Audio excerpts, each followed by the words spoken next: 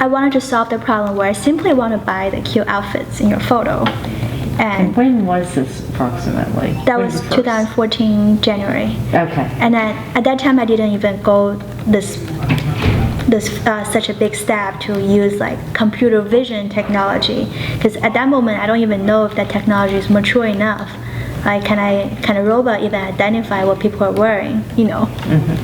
So I went with like a low-tech route, but we still connected with hundreds of brands and their product database.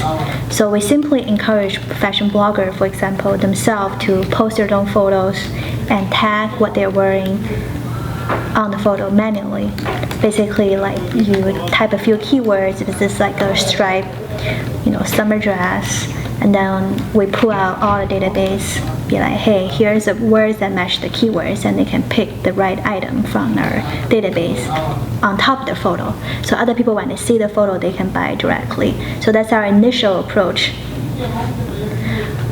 And then Now, did you say the bloggers were the ones who were manually tagging? Right. Or users. So we encourage users to post their own photos and tag the products manually on top of photos through our millions of product database. That was like,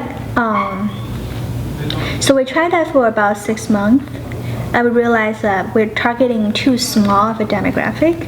So number one, the people has to be willing to share their selfies. That's a small enough group. And number two, they have to know how to take good selfies. Because it's unfortunate to say, like, the users are very judgmental. So if they open the app, they see like the photos are poorly taken, they lose interest right away. And number three, we're targeting people who are also generous enough to tell others what they're wearing, and they're patient enough to tag it themselves. So we're really targeting a small demographic. Our ideal user are basically fashion bloggers. And that's a very small demographic. And even though bloggers seem so big in people's eyes nowadays, you know, everyone is following multiple bloggers, but actually the entire current blogging industry, you know, I compare to some other company, they pretty much have every single blogger, fashion blogger in their umbrella, and their annual revenue is still less than 1 million. So there's a reason for that. It's because the blogging industry is considered pushing, so it's products that bloggers share, and we want to do something called more like pulling. So even though you didn't tell me this photo, you didn't throw that item in front of my face, I still just want that thing in a photo. And so you will see, like, you know, for me, for example, I see thousands of photos every day, and there's so many things I'm interested.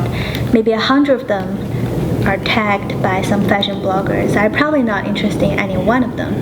I'm only interested in things that I'm interested in myself. Like, the interests have to originate from me.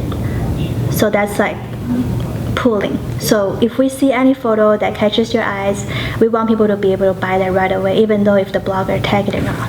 And then to have that happen, it has to be computer vision technology. So when we realize that that's the direction we want to go, we're not even sure that if that's possible. So fortunately, in 2015, around May or June, this technology is more mature. We felt like this is really the direction we can go. There's enough science out there. We follow with the latest papers published in computer vision field. We realized this is actually possible now. So we hired, you know, computer vision PhDs from top schools. How many? Currently we have about 3 scientists and 2 engineers. And all of them have, you know, all the scientists have a PhD, and all the engineers have at least a master's degree in computer science. We're familiar with the computer vision platform. And what happened with the technology that allowed you to take it that next step? What, did it become more automated, or what was it about the technology?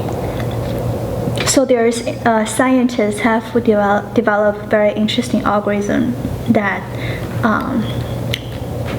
before that technology exists, I would say the accuracy rate is probably less than 50%. But after those methods existed, the accuracy rate is way above like 85%. So with that kind of accuracy rate, I feel like user will actually be happy to have this technology in hand, because if you cannot recognize what you want, then what's the point? So how many products did you start with? How many do you have now? And can you name some of the retailers that you're with? Sure. Okay. We started with, for example, Chicago Akira, who's, happened to me like good friend.